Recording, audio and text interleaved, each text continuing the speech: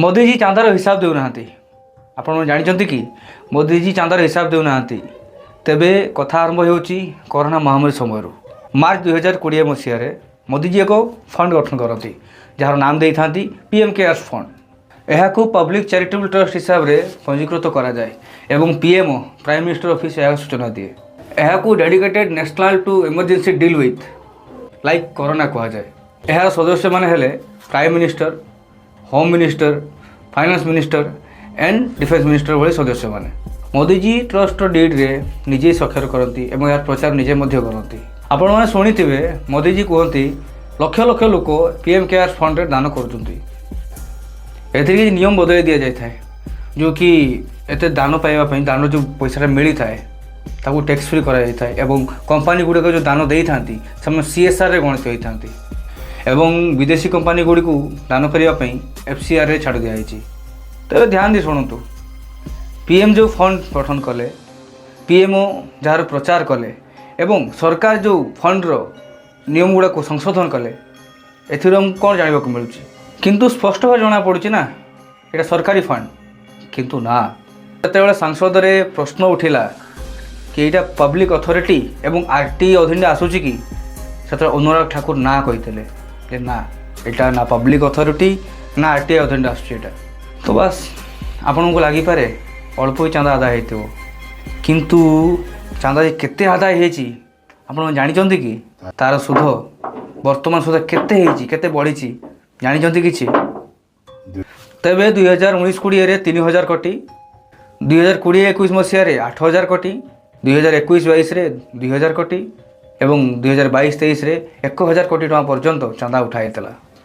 मात्र 4 वर्ष रे 14000 कोटी टका चांदा उठाइला। एते टका चांदा आकार आदाय करागला एवं सरकारी कंपनी गुड़िक सीएसआर नाम रे सरकार बहुत चांदा देइछंती। ठीक अच्छे भल काम पे फंड गठन करा जाइछि तो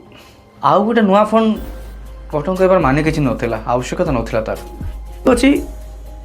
सर्वजन सर्वसाधारण लोक फंडटा तैयारी भल काम तैयारी मना नहीं किंतु ये नुआ फंड तैयारी करने कौन जरूरी था किसी दरकार नाला ना ये फंड आगु कि नाला ना नहीं निश्चित भाव में थिला और तार नाम थिला नेशनल डिजास्टर रिलीफ फंड जहाँकि जनसाधारण एवं कंपनी समस्त पाक चांदा नहीं पार किंतु गोटे समस्या अच्छी ना आज्ञा ये जो नेशनल डिजास्टर जो आम फंड अच्छी तार टंके टंकर हिसाब सरकार को देवाक पड़े आ सीएजीआर ऑडिट करे। मोदी चाहते यही फंड को यूज कर पारि था कारण यही फंड रो हिसाब गोटी गोटी टंका सरकार को देवाक पड़ी था आ यार ऑडिट सीएजी करे तो मोदी चाहते तो फंड को यूज कर पारि था ना तो आपको यूज न करिकिना से आउ गोटे नुआ फंड कि तैयारी कले तार जाके आवश्यकता नाला ये टंका किए देला कौटू आसला केते टଙ୍କା बा आसला केते टଙ୍କା रहिला काहा कोई जणा नहीं एठी केवल गोटे बैलेंस शीट रखी दिया बास कि एते टଙ୍କା अछि एति टଙ୍କା रही आउ किछि नहीं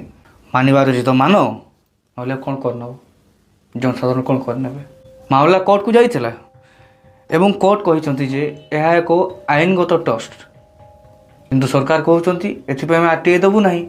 चांदा नाम रे समस्त पाखर 14000 कोटी टका निगला किंतु खर्च कौटी है काढ़ इनफर्मेशन ना कि दबाक चाहूना सबकि तो प्राइम मिनिस्टर नाम रे ही है तेज ये केमिका प्रधानमंत्री जे चांदार हिसाब दे पाना कि चांदार हिसाब दबाक चाहूना